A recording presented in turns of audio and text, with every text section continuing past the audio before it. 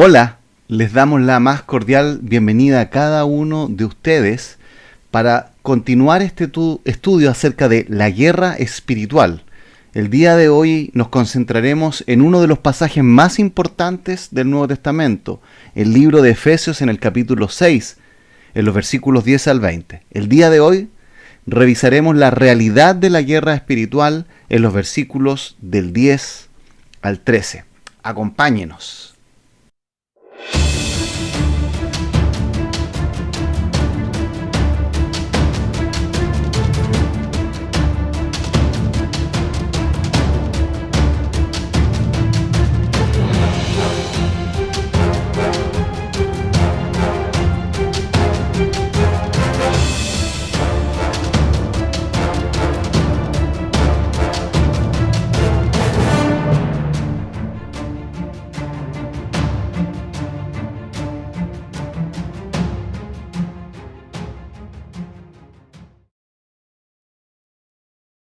Bien, como hemos dicho, vamos a estudiar este pasaje de Efesios capítulo 6, versículos 10 al 13. En este pasaje podemos encontrar tres cosas que se nos van a decir. En primer lugar, dejar ser fortalecidos por el Señor. En segundo término, la panoplia de Dios. Vamos a revisar qué es lo que significa eso en el verso 11. Y finalmente, los versos 12 y 13, los enemigos de nuestra lucha. Antes de comenzar a revisar específicamente el pasaje en cuestión, es importante hacer un contexto. Les quiero mostrar este libro que fue publicado hace menos de 10 años atrás. Está en inglés, no ha sido traducido y se llama Entendiendo la Guerra Espiritual, 4 perspectivas. Hay algunos libros en el ámbito cristiano evangélico protestante en el cual algunos temas doctrinales que son un poco complejos se abordan por distintos expositores, y este es uno de los casos. La primera parte está dada por Walter Wink, en el cual él habla del modelo del sistema del mundo. Él señala, de acuerdo a su visión, que hay que decirlo, es perteneciente a una iglesia protestante liberal, es decir, no cree en la inspiración verbal y plenaria de las escrituras. Señala que esta idea de los demonios, del diablo, en realidad son más bien formas del pasado de interpretar el mal. Y lo que él cree es que hay un mal en el mundo, claro, pero que no está personificado en seres espirituales, ¿sí? De tal manera que esta visión que tiene este autor y que propone en esa primera sección del libro no corresponde a la visión de la gran mayoría de las iglesias, y podríamos decir que es una doctrina fuera del ámbito del cristianismo normal y tradicional. En segundo lugar está la idea del modelo clásico del hermano David Powlison.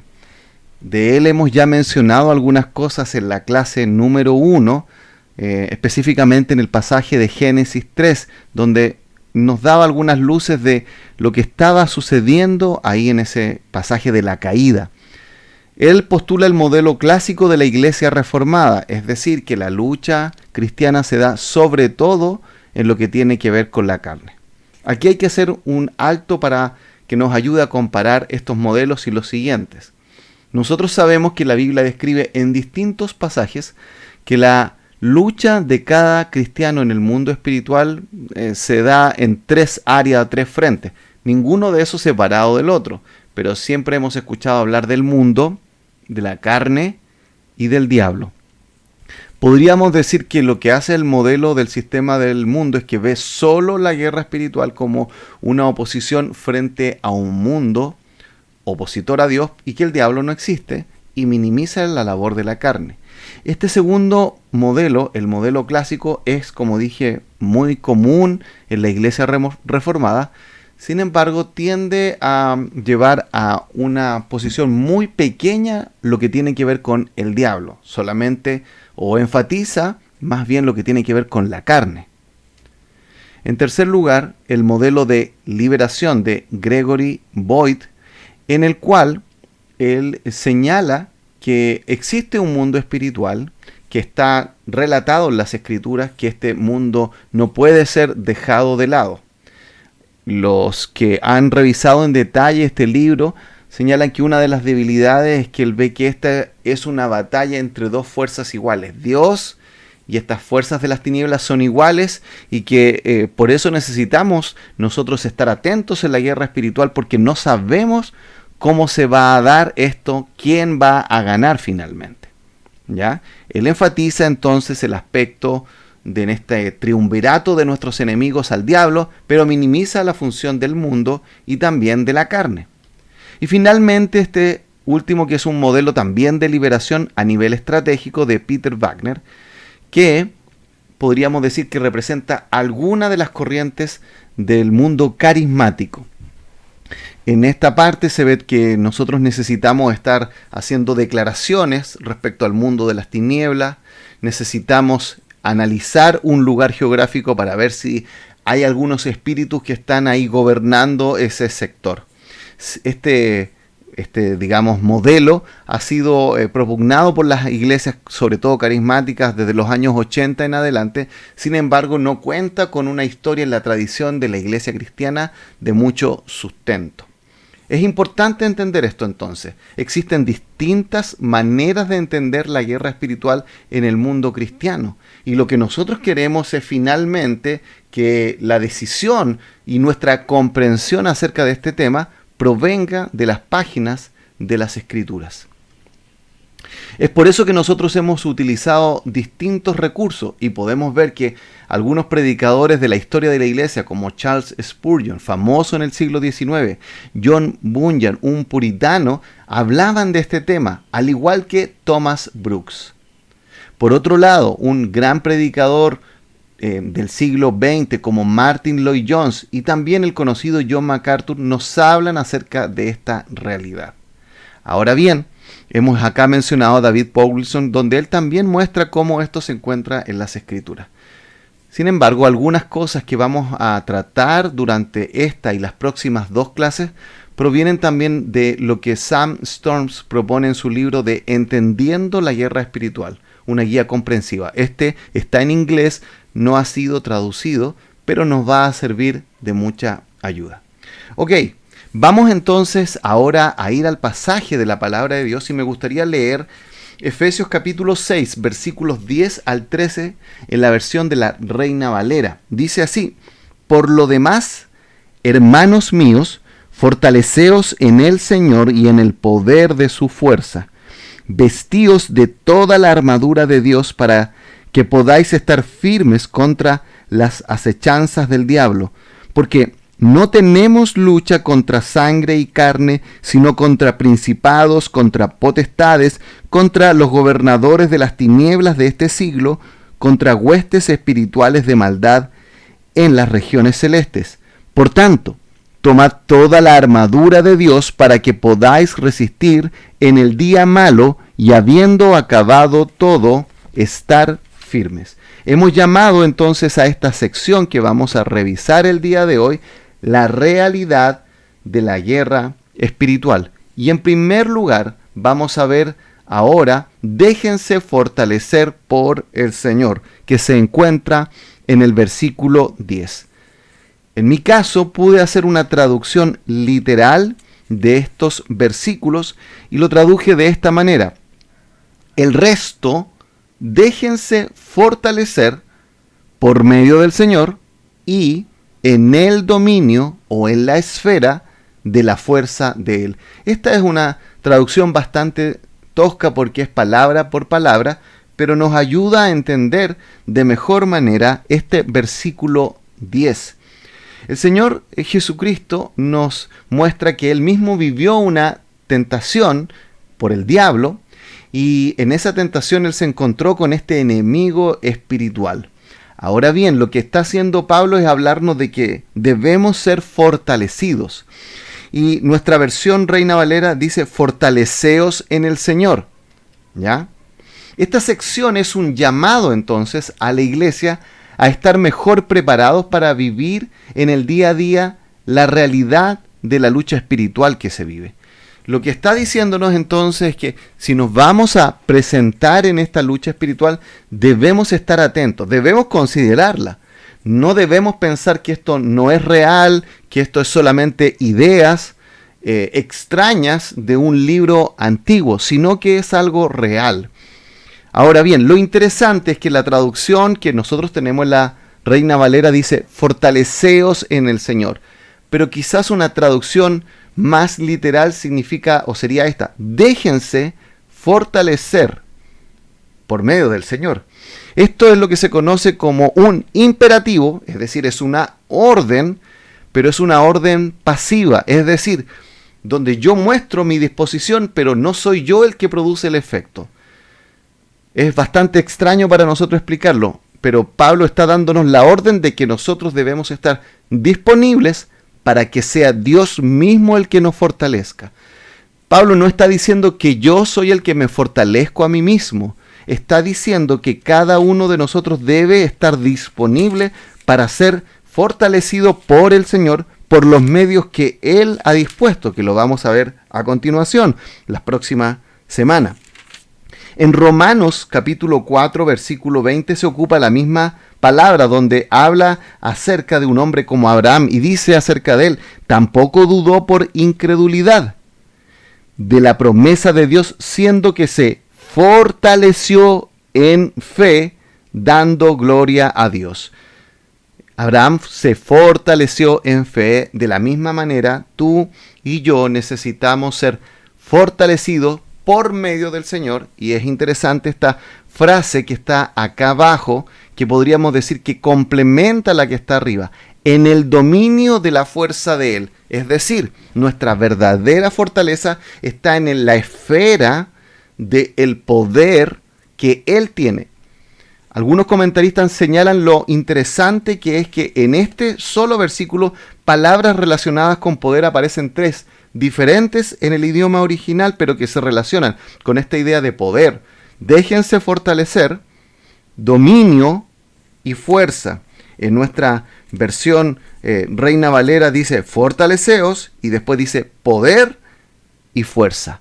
Está mostrándonos entonces que tenemos que ir al Señor para obtener fortaleza, para obtener poder, para obtener fuerza espiritual.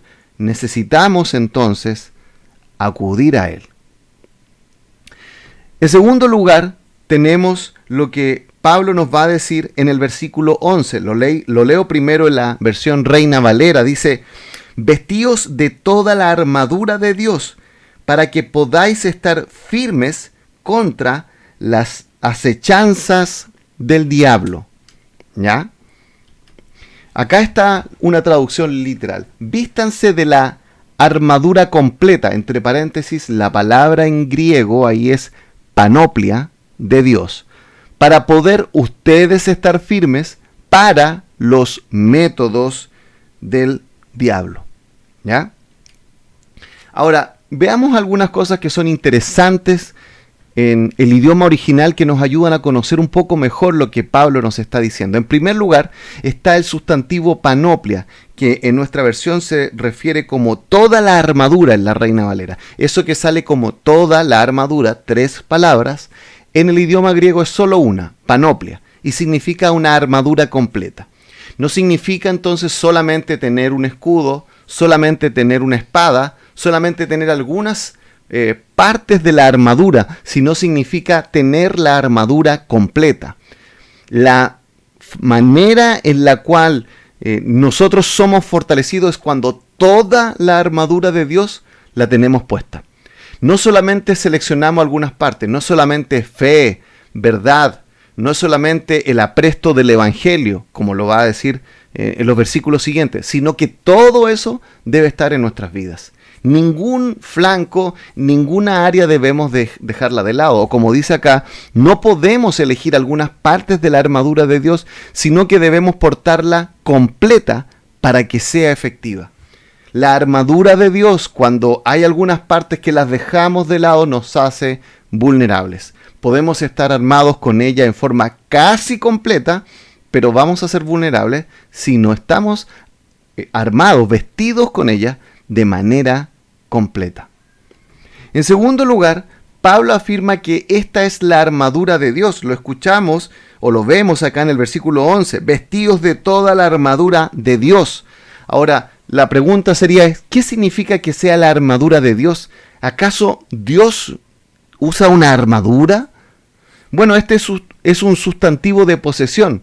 Es la armadura que le pertenece a Dios mismo, la que Él tiene, la que Él mismo usa, según el libro de Isaías. Detengámonos antes de ir a estos pasajes del Antiguo Testamento en el libro de Isaías. Es interesante notar que Pablo está usando la idea de la armadura, la cual claramente los soldados romanos que él conocía y que eran uno de los soldados más respetados de la antigüedad, porque tenían una manera, digamos, de actuar, tenían una serie de reglamentos que lo hacían soldados de primera línea. Ahora, sin embargo, si bien Pablo está utilizando esta idea y esta metáfora que se encontraba en el mundo en el cual él vivía, es claro que como judío conocedor de las Escrituras, él conocía estos pasajes de Isaías. Y muchos señalan entonces que la primera fuente de Pablo para hablar de la armadura de Dios no es el soldado romano, que seguramente sí él lo tenía en su mente, sino que primeramente son estos pasajes del libro de Isaías, donde podemos ver una primera cita en el libro de Isaías en el capítulo 11. Y leo, porque en el capítulo 11, en el versículo 1, se nos empieza a hablar acerca de que va a venir el reinado justo del Mesías. Y en los versículos 3 al 5 dice así: y le hará entender diligente en el temor de Jehová, no juzgará según la vista de sus ojos, ni argüirá por lo que oigan sus oídos, sino que juzgará con justicia a los pobres y argüirá con equidad por los mansos de la tierra, y herirá la tierra con la vara de su boca, y con el espíritu de sus labios matará al impío. Y será, dice el versículo 5, la justicia cinto de sus lomos y la fidelidad ceñidor de su cintura. Dos ideas que tienen que ver con el cinto, y está hablando como de un guerrero, que los comentaristas lo señalan como el guerrero divino, Dios o el Mesías en este caso, tomando esta función del guerrero divino que viene a hacer justicia en este mundo. El otro pasaje se encuentra, como muy bien ahí aparece, en el libro de Isaías en el capítulo 59, donde acá habla acerca del arrepentimiento que tuvo Israel, su confesión de pecado. Y luego en los versículos 17 y 18 se nos describe a Dios mismo. Y dice así: pues de justicia se vistió como de una coraza, con yelmo de salvación en su cabeza. Tomó ropas de venganza por vestidura y se cubrió de celo como de manto. Como para vindicación, como para retribuir con ira a sus enemigos y dar el pago a sus adversarios. El pago dará a los de la costa. Está mostrando entonces a este Dios que se está vistiendo con su armadura, el guerrero divino, para llevar la justicia a un mundo injusto y sobre todo oponerse a aquellos que no quieren que este rey justo gobierne. Y esto ya nos muestra algo interesante entonces de lo que Pablo está diciendo. Él está hablando entonces de esta guerra espiritual que se produce, y está diciendo que Dios mismo se ha vestido con esta armadura, según Isaías, de tal manera que nosotros como soldados, bajo las órdenes de nuestro general, también debemos vestirnos con la armadura de nuestro Dios. Ahora bien, en la segunda parte de este versículo de Efesios 6:11, se nos dice que es para estar firmes. Y es interesante que esta idea de estar firmes aparece 3 veces. En el versículo 11 que estamos leyendo, en el versículo 13 dice: por tanto, tomad toda la armadura de Dios para que podáis resistir en el día malo, y habiendo acabado todo, estar firmes. Y en el versículo 14 dice: estad pues firmes. Y claro que esto nos lleva a una idea más bien militar. Cuando pasa, el capitán va revisando ahí a sus soldados y les dice firmes. Y todos en ese momento se cuadran y están sus músculos, su cuerpo, su vestidura, listo para seguir las órdenes que les van a entregar. De tal manera que la Biblia nos está describiendo así cómo es la vida cristiana. La vida cristiana debe ser la de un soldado que está listo para escuchar las órdenes de su general y entendiendo de que estamos en servicio activo y que en cualquier momento vamos a tener que estar en el campo de batalla. La tercera cláusula, que en la versión Reina Valera se traduce como las acechanzas del diablo, la palabra que ahí aparece es la palabra método. ¿Ya? Esta palabra método se encuentra también en Efesios 4, 26 y 27. Dice así: airaos pero no pequéis, no se ponga el sol sobre vuestro enojo, ni deis lugar al diablo. Una corrección, no es que esté la palabra método ahí, sino que nos habla del diablo, de cómo el enojo entre dos creyentes puede ser un método que ocupe el diablo. Algo tan común como enojarme y guardar rencor pasa a ser uno de los métodos. Ahora es interesante, meditemos en esto. Pablo no dice el método del diablo, dice los métodos del diablo. De tal manera que él en su arsenal tiene muchas estrategias, no una, muchas maneras de enfrentarnos a nosotros, de atacarnos a nosotros. Y eso ya nos hace pensar, debemos estar puestos con la armadura de Dios pendiente, porque por distintos lados, por distintos flancos de lugares que nosotros no esperamos, pueden venir estos ataques espirituales a tu vida y a mi vida. En tercer lugar, Pablo nos va a decir ahora en los versículos 12 y 13 quiénes son los enemigos de nuestra lucha. ¿A quiénes nosotros nos enfrentamos en esta lucha? ¿Contra quiénes tenemos que nosotros combatir?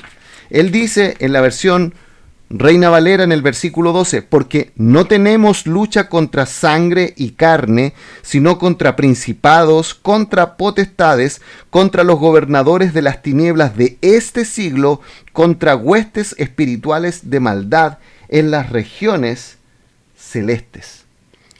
Ahora, en esta versión lo pusimos así, no tenemos lucha, y primero dice quiénes no son los enemigos, contra sangre y carne.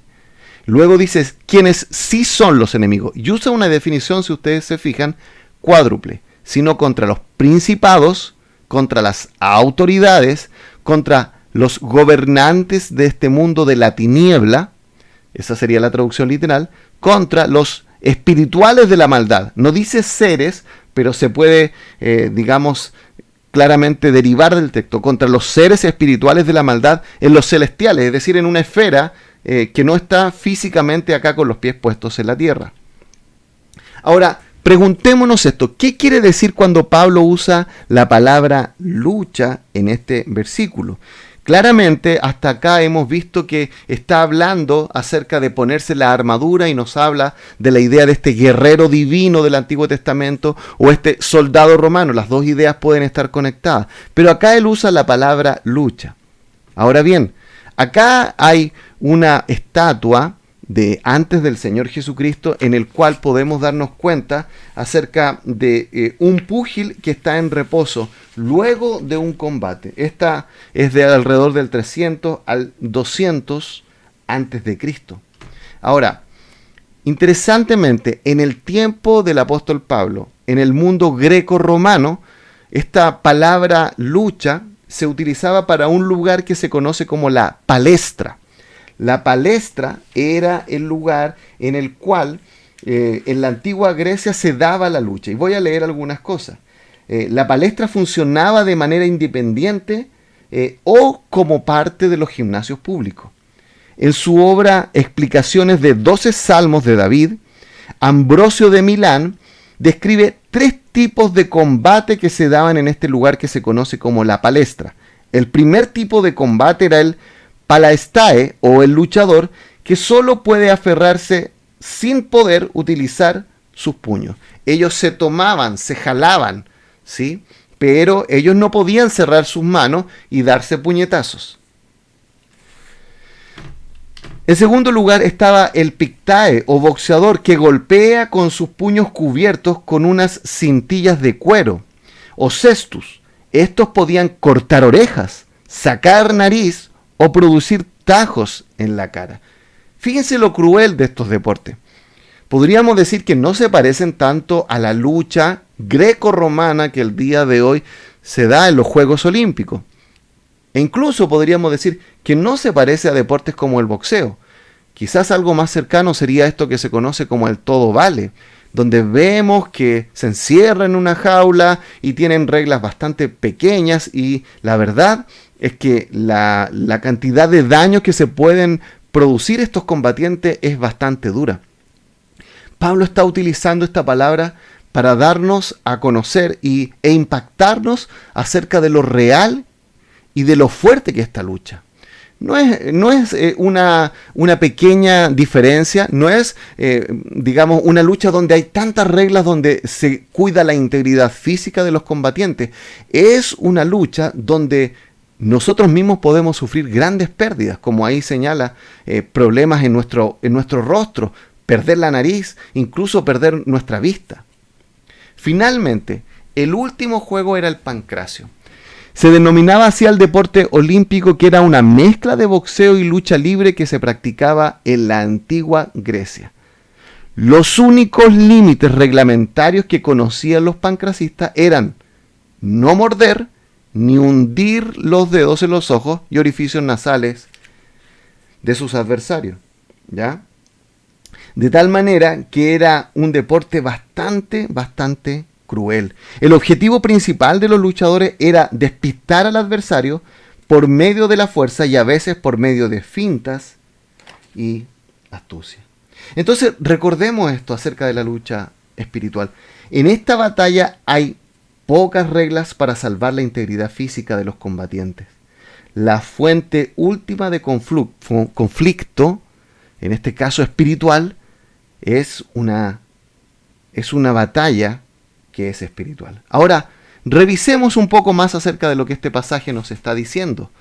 Porque no tenemos lucha contra sangre y carne, sino contra los principados, contra las autoridades, contra los gobernantes de este mundo de la tiniebla, contra los espirituales de la maldad en los celestiales.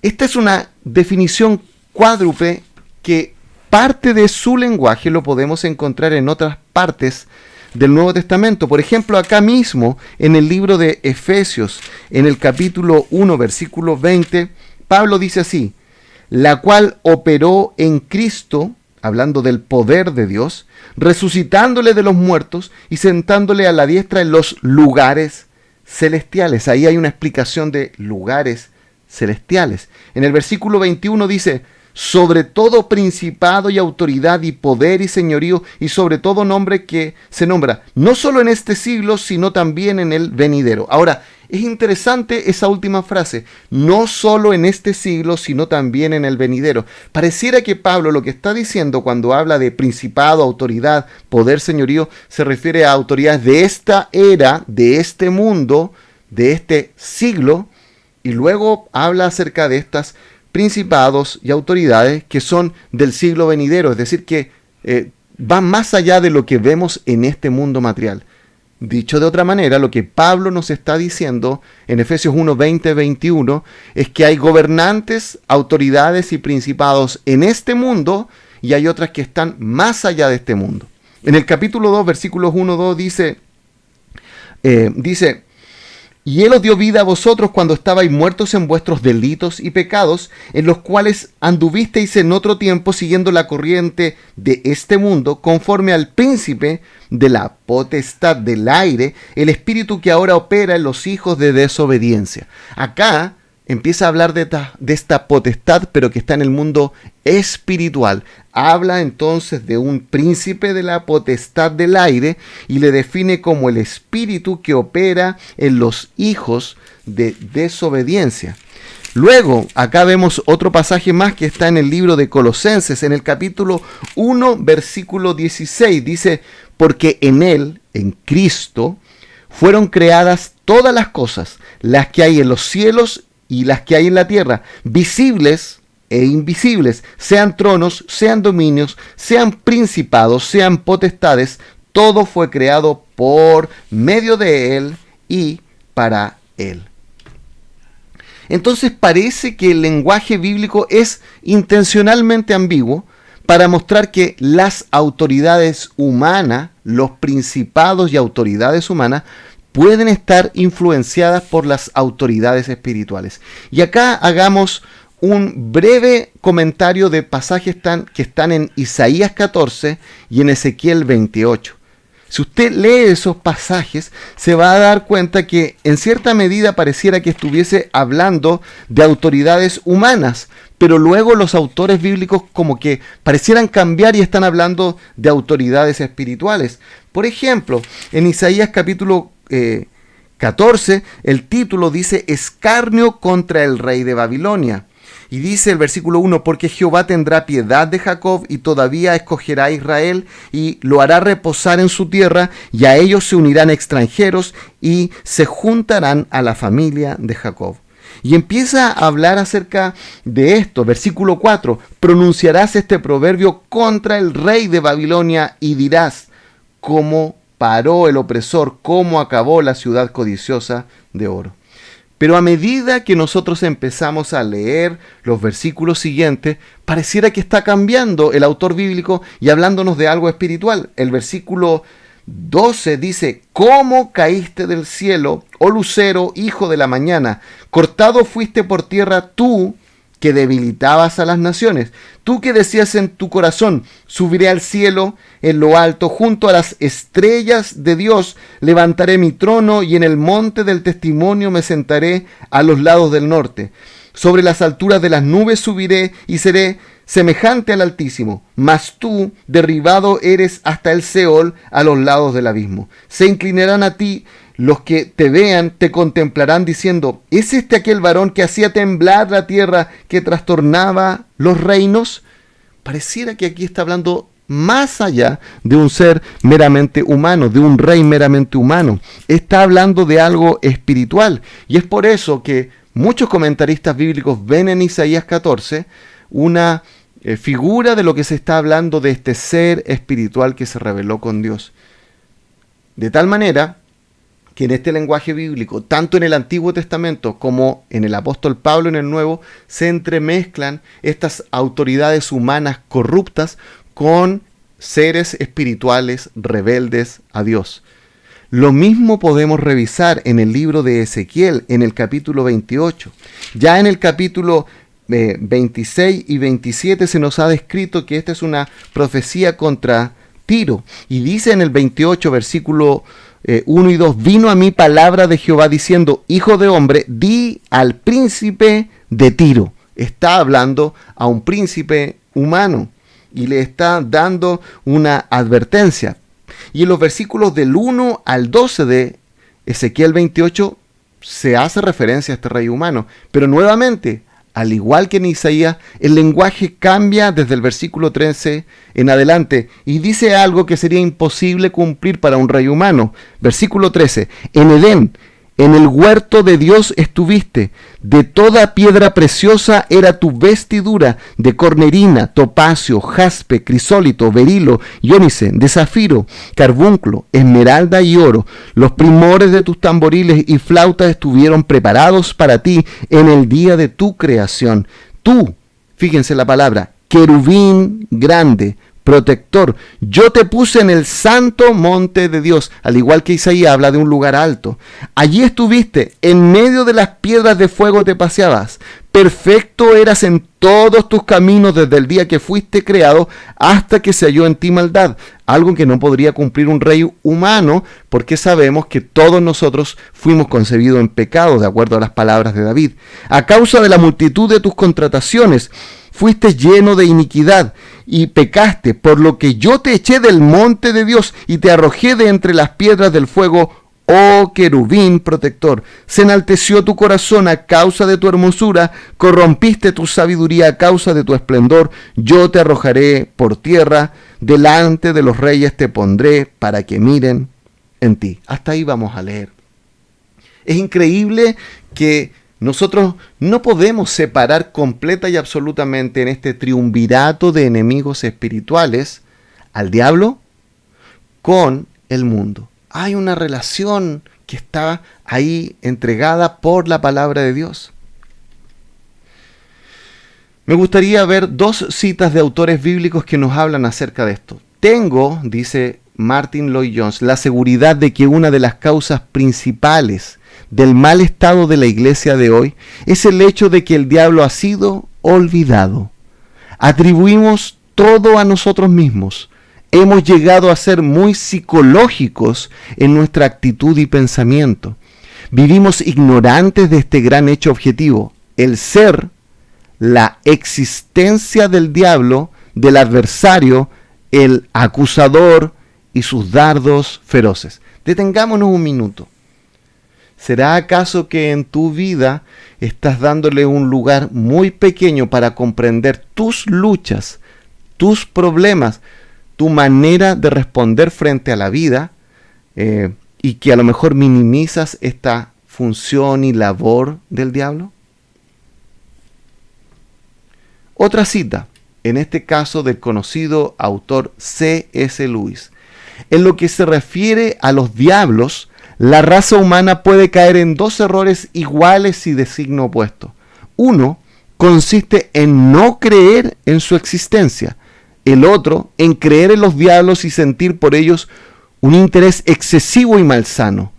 Los diablos se sienten igualmente halagados por ambos errores y cogen con idéntico entusiasmo a un materialista que a un hechicero. Ahora podemos ver lo que el apóstol Pablo nos va a decir entonces en este versículo 13. Leo entonces en la versión Reina Valera. Por tanto, tomad toda la armadura de Dios para que podáis resistir en el día malo y habiendo acabado todo, estar firmes. Por tanto, tomad la armadura, la panoplia de Dios, la armadura completa. Nuevamente esa es la idea, no parte. Con el objeto de hacer frente en el día malo y todo acabándose, estar firmes. Veamos entonces algunas cosas que el apóstol quiere que nosotros comprendamos acerca de esto. Literalmente aparece el día el malo. En ambos casos tenemos el artículo definido. Un comentarista bíblico señala que hay 4 posibilidades respecto a esta expresión, el día el malo. Primero, todo el periodo de nuestra vida. En segundo lugar, cualquier día en que los problemas sean más intensos. En tercer lugar, el viaje del alma al cielo, una lucha espiritual como describe también Judas, de que lo que ocurrió con Moisés, que hubo como una lucha espiritual hablando por el cuerpo de Moisés. Y en cuarto lugar, el día del Señor, es decir, el final, cuando Él venga y haga juicio en todo el mundo, o lo que se conoce como el final escatológico con juicio a la tierra. Ahora bien, es mejor interpretar este día malo como referencia a la vida personal de los creyentes. Es decir, dicho de otra manera, puede ser que tu día malo no sea exactamente el día de 24 horas malo mío o de otro creyente. Pero lo que sí la Biblia nos dice, que cualquier creyente, todos nosotros, nos guste o no nos guste, enfrentaremos día malo. O podríamos decirlo también así, enfrentaremos muchos días que van a ser malos y van a ser complejos para nuestra vida. Ahí aparece una cita del Salmo 41. Y el Salmo 41 nos dice así en el versículo 1. Bienaventurado el que piensa en el pobre, en el día malo lo librará Jehová.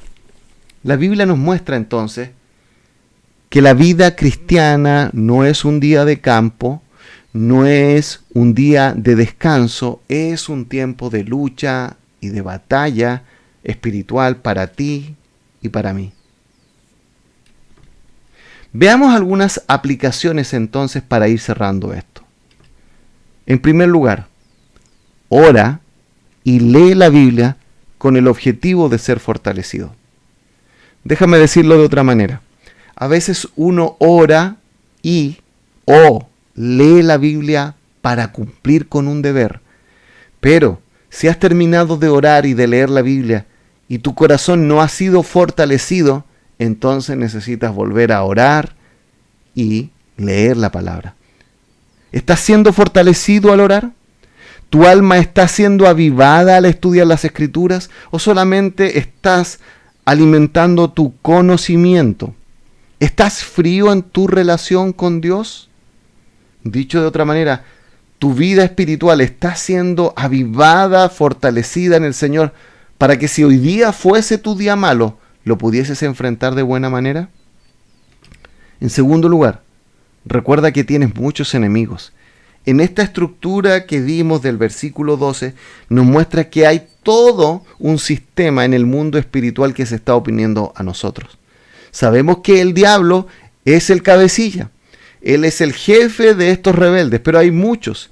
Y si bien la Biblia no nos detalla mucho, no nos da nombres, sí nos está mostrando que esta es una batalla muy fuerte que tú y yo enfrentamos. Espero que este tiempo haya sido de mucho provecho, de ayuda para conocer de mejor manera lo que consiste la guerra espiritual.